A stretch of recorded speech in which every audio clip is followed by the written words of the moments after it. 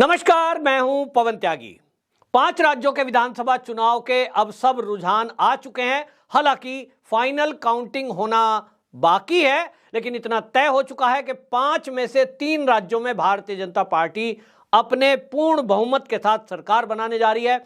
सबसे ज्यादा अगर कहीं चौंकाने वाले आंकड़े आए तो वो राजस्थान, क्योंकि लगातार कांग्रेस की तरफ से दावेदारी की जा रही थी कि यहां हम ही जीतेंगे, बीजेपी में तो फूट है, सीएम फेस है नहीं, क्योंकि मध्य प्रदेश में कहीं ना कहीं शिवराज सिंह चौहान के फेस पर एक चुनाव था, लेकिन राजस्थान में वो कमी थी।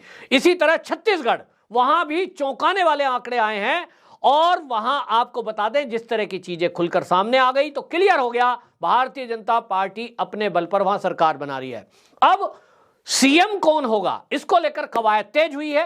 तो राजस्थान में सबसे ज्यादा ध्यान लोगों का है, क्योंकि यहां वसुंधरा राजे सिंधिया पिछली बार भी सीएम के लिए अड़ गई थी, इस बार भी, क्योंकि वो लगभग वहां आपको बता दूं 48,000 से आगे चल रही हैं। अब यह आंकड़ा अगर 48,000 भी रुकता है, 39,000 पहुंचता है, तो एक बड़ी दावेदारी ये बनती है। दूसरी तरफ जिस तरह से वो राज्यपाल से मिली थी, उसको देखते हुए ही लग रहा था कि कुछ ना कुछ फिर से एक बार हो सकता है। लेकिन यहां जनता की पहली पसंद एज ए सीएम वो कौन है, वो हमने पहले भी बताया, बाबा बालकनाथ। बाबा बालकनाथ को लेकर, यानी योगी बालकनाथ को लेकर के जहां की जनता पहले से चाह रही है। और आपको यह भी बता दूं, ये भारतीय जनता पार्टी का जो संगठन है, इस वीडियो को अच्छे से समझ ले, हमारा सर्वे देख ले। मेरा जो सर्वे था, उस सर्वे में छत्तीसगढ़ को कोई ये नहीं कह रहा था कि बीजेपी की सरकार बनेगी, लेकिन मैं डे फर्स्ट से कह रहा हूं कि भारतीय जनता पार्टी की वहां सरकार बन सकती है, क्योंकि वहां 28 सीटें निर्णायक हैं जहां त्रिकोणीय मुकाबला है। और वो हुआ है कि आज कांग्रेस को आप देख लीजिए वहां कहां पहुंची है। इसी तरह सीएम को लेकर भी जो मेरा सर्वे है, मैं पहले दिन से कह रहा हूं कि राजस्थान में जो आंकड़े सामने आए हैं वो केवल योगी बाबा बालकनाथ की वजह से आए हैं, क्योंकि लोग योगी जी को उत्तर प्रदेश में देख चुके हैं। गोरखपीठ और एक संत का कारनामा क्या होता है, शासन प्रशासन पर कंट्रोल कैसे एक संत महंत करता है, उसी तरह की छवि बाबा बालकनाथ के अंदर देखने को आई थी। खासतौर पे जब एक उनका वीडियो वायरल हुआ था जहां वो एक पुलिस के एसपी को डांट फटकार लगा रहे हैं, जब उन्होंने अपने एक बीजेपी के कार्यकर्ता को पकड़कर जेल में डाल दिया था। हिंदुत्ववादी छवि है, और इसी के कारण यह चमत्कार हुआ है कि उन्होंने कांग्रेस के पूर्व मंत्री को अलवर में हराया था जब वहां वो संसद का चुनाव लड़े थे।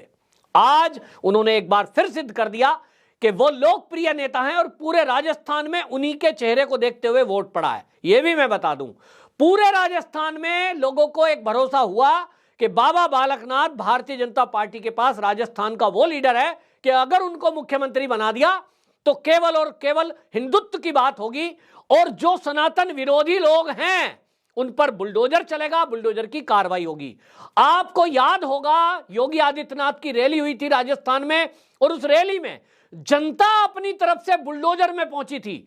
रास्ते के दोनों तरफ सड़कों पे बुलडोजर खड़े थे, लोग बुलडोजर के अंदर फूल लेकर खड़े थे, योगी जी पर पुष्प वर्षा की जा रही थी। एक तरह से यह संदेश था भारतीय जनता पार्टी को कि हमें भी राजस्थान में बुलडोजर की कार्रवाई चाहिए, जैसा योगी जी ने यूपी में की है। योगी जी की यूपी में जो कार्रवाई बुलडोजर की हुई, उसकी पूरी दुनिया में गूंज है कि अपराधी थर-थर कांपता है। इसी तरह जैसा उत्तर प्रदेश में योगी जी ने किया है, इसी तरह सब राजस्थान में देखना चाहते हैं, क्योंकि राजस्थान में भी जो कट्टरपंथी सोच वाले लोग हैं उनके हौसले बहुत ज्यादा बुलंद हैं। भ्रष्टाचार कांग्रेस ने किया, और उस भ्रष्टाचार के कारण जो पेपर लीक हुए हैं उनमें से किसी के खिलाफ अभी सख्त कार्रवाई नहीं हुई है। वो भी कोई योगी कर सकता है, जैसा योगी आदित्यनाथ ने की है।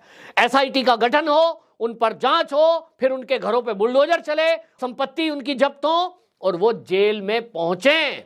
उसके लिए जिसकी जरूरत है, लोग कहते हैं बाबा बालकनाथ। और इसलिए हम डे फर्स्ट से कह रहे हैं बाबा बालकनाथ की जीत हो गई है। अब ये जीत भी जो बताया जा रहा है 10,500 से हुई है, तो निश्चित रूप से मान लीजिए एक सम्मानजनक जीत बाबा बालकनाथ ने उस समय हासिल की है जहां पूरी ताकत कांग्रेस के प्रत्याशी के लिए लगाई गई थी। मुस्लिम वोट पूरा एक मुश्त होकर पड़ा था। शाम के 6 बजे तक लंबी लंबी लाइन मुसलमानों के बूथ पर थी, महिलाओं की, वो देखी गई थी। और ये जो वोट प्रतिशत वहां बढ़ा तिजारा में, लोग कह रहे थे ये तो कांग्रेस के लिए पड़ा है। वहां ये जो चमत्कार हुआ है, अब ये पूरे राजस्थान की जनता का एक फैसला है। वसुंधरा राजे सिंधिया का पहला लोगों ने शासन देखा है। उस समय क्या हुआ, जो अशोक गहलोत थे उनके पहले थे और उनके जो भी घोटाले थे उस पर कोई कार्रवाई वसुंधरा राजे सिंधिया ने नहीं करी। दोनों की मिलीभगत नजर आई और इसलिए एक फ्रेंडली मैच जैसा लोगों ने होते हुए देखा। और इसीलिए 2018 में भारतीय जनता पार्टी के जो कट्टर समर्थक हैं और जो संघ के लोग हैं, उन्होंने भी, कार्यकर्ताओं ने नारा दिया था, वसुंधरा तेरी खैर नहीं और मोदी से बैर नहीं। इसका परिणाम भुगतना पड़ा हालांकि जनता को। राजस्थान में जिस तरह से कन्हैयालाल की हत्या तो एक उदाहरण है, अनेक ऐसे हमले हुए हैं जो मीडिया में नहीं आए हैं। महिलाओं के साथ बदतमीजियां होना, महिलाओं के साथ रेप होना, अपराध होना, हालत यहां तक है। मैं तो एक कवि को जानता हूं, एक लड़का है, उसने एक कविता बना दी बाबा भोलेनाथ पर, जो काशी विश्वनाथ है मंदिर है, बाबा जी को लेकर उन्होंने एक कविता बनाई। वो एक कवि है, उस कविता को बनाकर उसने एक पोस्टर लगा दिया बाबा भोले को लेकर। उसने काशी श्रृंगार गौरी मंदिर जो है उसको लेकर एक पोस्टर लगा दिया एक गली में, उसको एक लगा के भाई ये हमारा विवाद चल रहा है। उसने लिख दिया कि जो काशी श्रृंगार गौरी मंदिर है वो मंदिर है ना कि मस्जिद है, ज्ञानवापी। इसको लेकर उसके खिलाफ कार्रवाई की गई, एफआईआर दर्ज करा दी गई, मारपीट हुई और उसकी किसी पुलिस वाले ने नहीं सुनी। यह हालत राजस्थान के अंदर हुई कि उसको घर में छुपना पड़ा। जिहादियों के हौसले बुलंद, तो जनता त्रस्त थी कि आखिरकार इससे निजात कैसे मिलेगी। तो एक सख्त प्रशासक चाहिए और इसीलिए जो भारतीय जनता पार्टी का शीर्ष नेतृत्व है, हालांकि योगी बाबा बालकनाथ को दिल्ली बुलाया गया था, अब वहां क्या बात हुई है ये तो पता नहीं, लेकिन जनता की मांग जो है वो बाबा बालकनाथ को मुख्यमंत्री बनाने को लेकर है। अब पार्टी को फैसला करना है। और आपको यह भी बता दूं मैं कि जो हमने लोगों से बात की है, जो मेरे संगी हैं, मित्र मंडली के लोग हैं, उनका कहना यह है कि अगर बाबा बालकनाथ को सीएम फेस नहीं बनाया तो, क्योंकि लोकसभा चुनाव अभी सर पर है, कुछ ही अगले महीने में फिर से चुनाव में पार्टियां उतरेंगी, तो भारतीय जनता पार्टी को उसका खामियाजा भुगतना पड़ सकता है। ये लोगों की धमकी नहीं है, ये एक संकेत है कि भैया जिसके नाम पर वोट पड़ा है उसी को अगर सीएम बनाओगे तो जनता खुश होगी।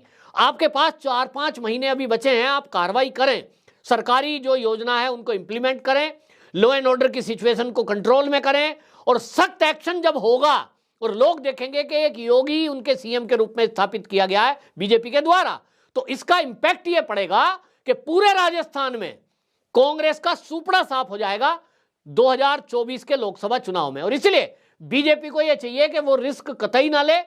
पार्टी का आला कमान अगर किसी बड़े चेहरे को सोच रहा है कि कोई केंद्र का आया हुआ कोई बड़ा पदाधिकारी, कोई जातिगत समीकरण, और जातिगत समीकरण की भी अगर बात करूं तो बाबा बालकनाथ भी खुद ओबीसी कैटेगरी से हैं।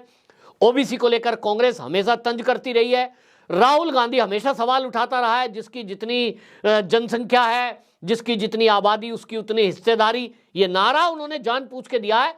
2024 में ओबीसी के मुद्दे को प्रमुखता से कांग्रेस करने वाली है और इसीलिए उसका मुंह बंद करने के लिए भी जरूरी है कि ओबीसी कैंडिडेट बाबा बालकनाथ को सीएम बनाया जाए। आपकी क्या राय है जरूर कमेंट बॉक्स में लिखें और इस वीडियो को इतना शेयर करें कि ये मोदी जी तक, अमित शाह तक और जेपी नड्डा तक पहुंच जाए, ताकि उनको ये पता लगे कि राजस्थान की जनता के मन में क्या है। वंदे मातरम।